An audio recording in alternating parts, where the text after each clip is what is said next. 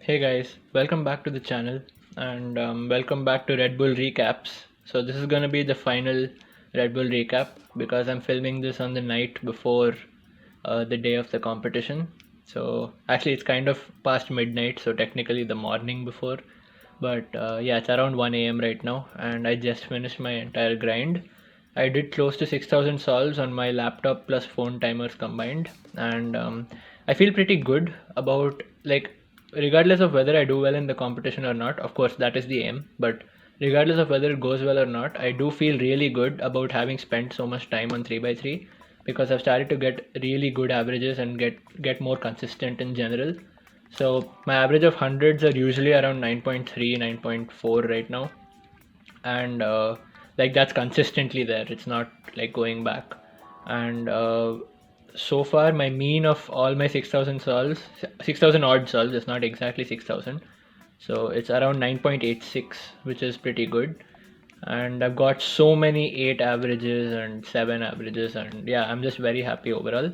So in this video I will just be doing a tribute to my, let's just say, good grind, and I'll be reconstructing 3 of my best solves from the whole grind. So I'll start from the best and go to the, I can't say the worst, but like, the not best. So yeah, let's get right into this. So the first solve was a 583 single, and so none of these solves I actually have on camera because I wasn't recording much, so I will be reconstructing them directly from scratch. So yeah, you guys can just follow along with the scramble up here.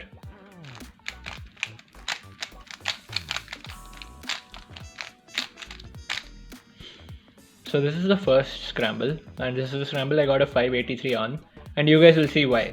So right off the bat, if we look at the white cross, we see the white green and white red edge pieces are already oriented correctly with respect to each other and just one move away from being solved. And similarly, this white blue can just be put opposite white green with an R prime. So that's one move to solve that, and then white orange is already here. So I just have to do R prime, move it over, and L prime to put orange. So that's a 3-move cross.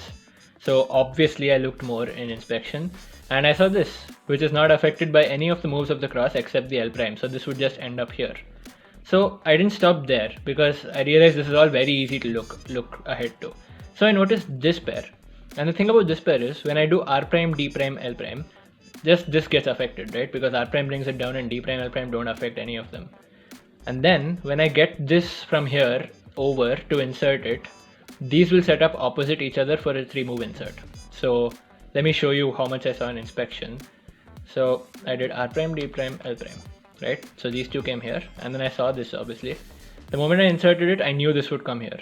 Now, although these are opposite, opposite, F2L pairs, and ideally you shouldn't solve two F2L pairs in like the front and back opposite slots, because that limits your look ahead. But since I saw all this in inspection, I was relying on the fact that I would spend like 2 seconds to do all this, so I could immediately go into my next pair. And luckily for me, I did this kind of rotation and I inserted it, and this came right out. Now here's the thing, I didn't notice that this also came right out and was a free pair. So what I ended up doing was solving this instantly into the back, and then I obviously saw this immediately and went into it. So although it may not have been the most efficient way, it definitely, it went very smoothly, so I can't be complaining. So basically I was done with F2L in like 3.5 seconds because I saw my first 2 pairs completely in inspection, and the third and fourth pairs literally set themselves up like so easily. So yeah, this was the OLL I got, which is just that, and I got a GC perm, which I managed to execute fast without freaking out, which is normally what I do in these situations. So yeah, that was my 583. Moving on to the next scramble. So this solve was a 591, and well, you guys can watch this solve as well. Just follow along with the scramble up here if you'd like.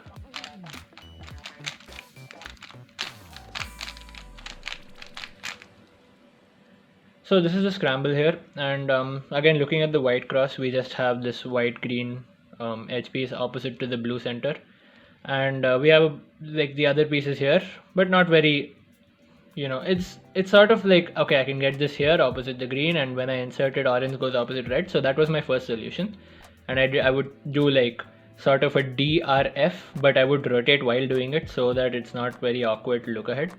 And I noticed that I noticed this obviously right off the bat, and I also noticed that when I do DRF, this would come here. So when I do D, L, and D to insert the white red here and bring it over, this corner would be solved.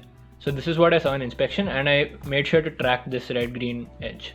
So I did DRF and DL, and now the thing is, I didn't see this in inspection because I was running out of inspection time. But I did know that because of the DRF and the DL, the L would get the red-green edge out from the back. So I knew I had to look for it in the top layer. So right before I did this D, I just inserted the red-green edge here, and I did the D. So I got my X cross. Now, considering the fact that I broke up a pair to do it, it's probably not the optimal way to do it, but that's what I did. And then since I saw that I broke up the pair, I went right into the pair to solve it.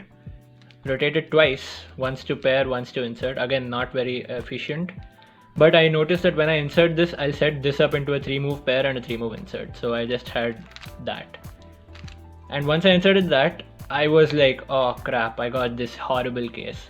So the way I solved it is I just rotated, and I just decided I was going to do it as fast as possible.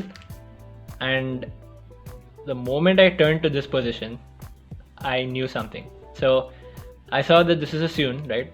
And I saw that blue and green are opposite colors, orange and red are opposite colors. I was like, oh nice, this could be a good, like I would get a CO, like only an edge PLL. But I also realized this bar, which matched with this, and I was like, yep, this is gonna give me a PLL skip. So I executed the Sune, and I noticed that this red is in the front. So I knew the bar that would form here would be red, so I would literally get a PLL skip without any AUF, and that's what I got. So mind you, I didn't see the AUF factor when during the solve. I just saw that I would get a PLL skip. Later on I realized, oh okay, if I have this edge piece in the front, that's the bar that gets formed, and yeah, in this case this gives me a PLL skip without having to do any sort of U-turns after. So yeah, that was the 591. Moving on. So the third and final scramble is a 688 single, and I've got close to 20 sixes, 20 or 25 sixes, so it's not a very big deal for me now. I mean, it is obviously a big deal, and I feel very, tremendously happy when I get it. But yeah, this solve was, let's just say it was fun. So yeah, you can follow along the scramble up here if you'd like.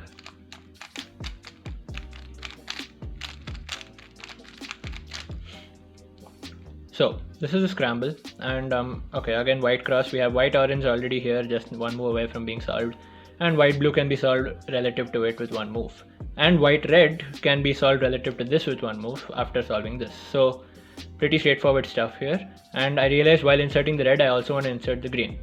So I realized my solution would be B and then LU2 LF prime. So the reason I'm comfortable with these B moves is because I somehow managed to learn this finger trick for a B instead of this one.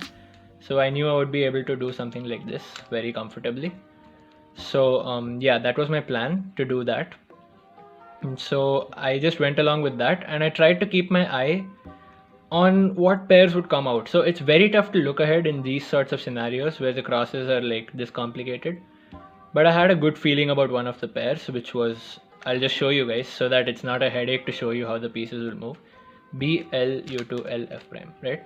Now, I did not know that this would come here, but I did know that this edge would solve itself, right? So what is the solution I just did? B, L, U2, L, F prime, right? So this is the cross that I had, and I noticed B would get this here, and L would not affect it, U2 would get it here, L would not affect it, F prime gets it here. So I knew that this edge would solve itself. And I got lucky with the fact that the corner appeared here, and I saw it out of the corner of my eye while while solving it. So the moment I did this D, I also did a U prime together. And in this case, so as I said, I didn't notice this during inspection, but I noticed it the moment I was gonna do this D move. So the way I solved this plus this together is using keyhole, and I knew that this is like, you can separate this with 3 moves and insert it with 3 more. So I used the fact that I can solve this with keyhole to separate this. So I did that to insert the corner, and while going back I went with both. So I basically solved both those cases. Again, this is not the most optimal because I solved both of them in the front. However, since I did both of them together, I feel like this was an okay solution. So next, I saw this orange blue, and like just while solving I noticed there was like no blue here, so by instinct I rotated this way and I saw this, and again this edge was solved. So I kind of had an idea that once I solved this case, how this corner would come out. I kind of had an idea, so I did that and inserted it into the back. I inserted with a U2 because if I inserted it like this I would get this white on top case, which may not even be that bad, but I'm just weird that way and I don't like that.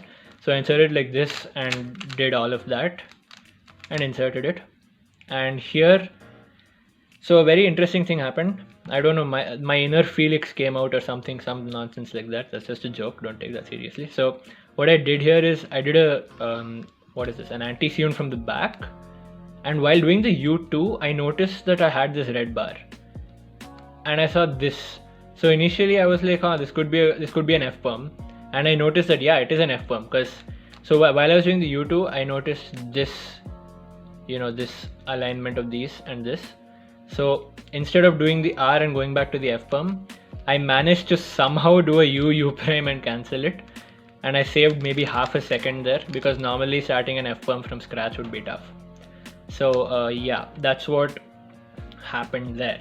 So a very fun solve, and it's kind of an ode to say that you don't have to give up on your solve just because you have a tough cross. Try to track at least one from the edge plus corner pair of your F12, and you should be fine. So yeah, that was my 688, completely unexpected, like F perm 688, very weird stuff.